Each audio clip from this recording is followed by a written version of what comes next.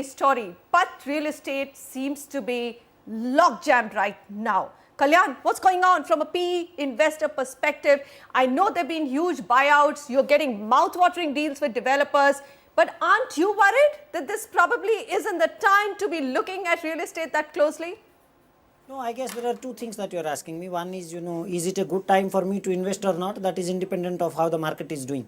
I think when the market is not exactly doing well, that is also sometimes the right time for us to look for some good deals. And there is a market discontinuity which has come to happen over the last 18 months, 24 months, you may say, driven initially by maybe the political situation in the country, which was leading to situation which effectively hurt the construction in many ways. We had the interest rates going up on one hand.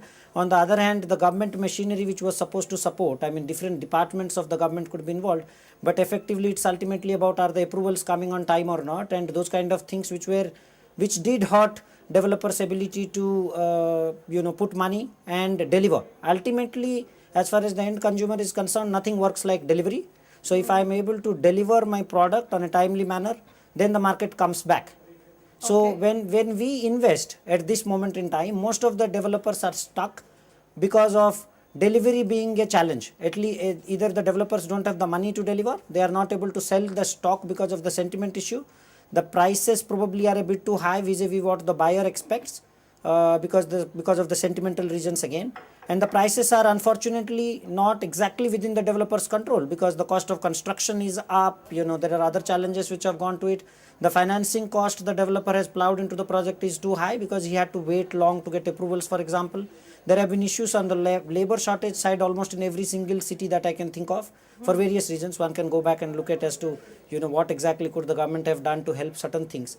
But ultimately we are at a place where most developers are crying for completion financing. So I, for example, might have constructed the structure, I need some money to finish it. That kind of a place is where I see ourselves having a good opportunity to put money. So you are basically entering into a stage where approvals are probably in place mostly. In fact, most of the construction probably is over. In some cases, probably a couple of phases are over if it is a multi-phase construction.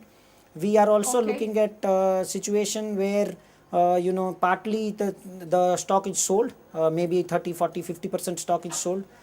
Some amount of collections have already happened. So the project is reasonably de-risked to that extent, which creates an opportunity for us to invest. The whole thing, Kalyan. Look at you. You guys are getting the most mouth-watering deals. You're taking hardly any risk. It's all everybody is just probably making the buyer suffer the most. Not you directly, but I'm saying the risks are completely with the buyer. You're buying into a structure which is already complete or 30-40% sold. The buyer's money is already come in.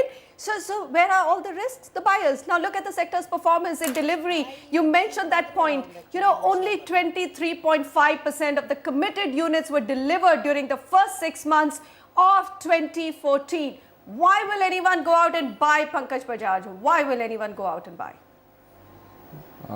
It's true that our sector is plagued with delays, and it's a long-standing problem that our sector, and there are a number of structural reasons for that.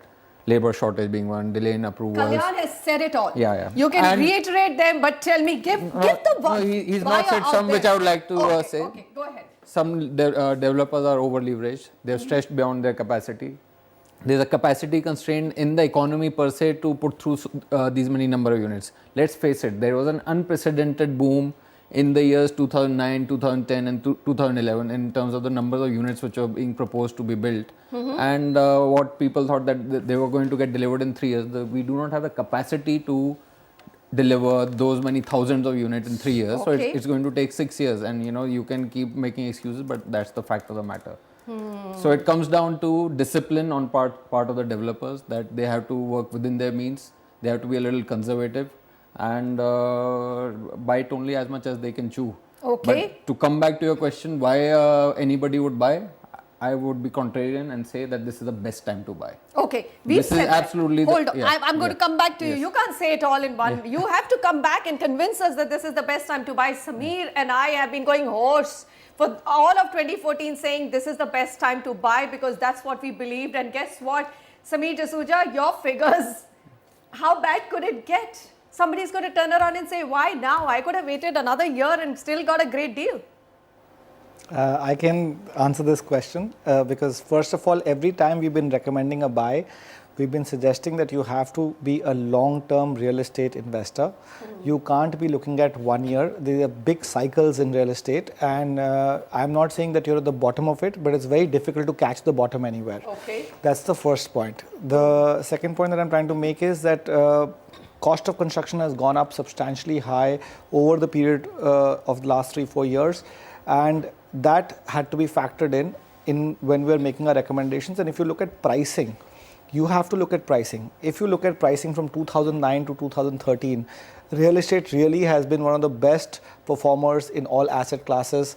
Now things are beginning to change in 2014, where the stock markets are performing extremely well.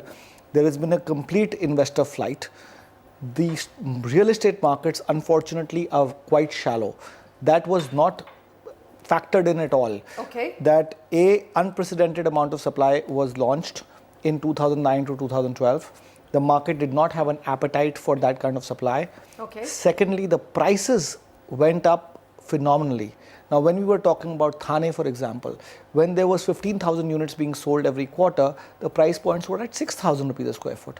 Right. Today, the weighted average price has moved to 10,000 rupees a square foot. Okay. Naturally, that has to have a huge impact on demand because it's just become unaffordable. All right.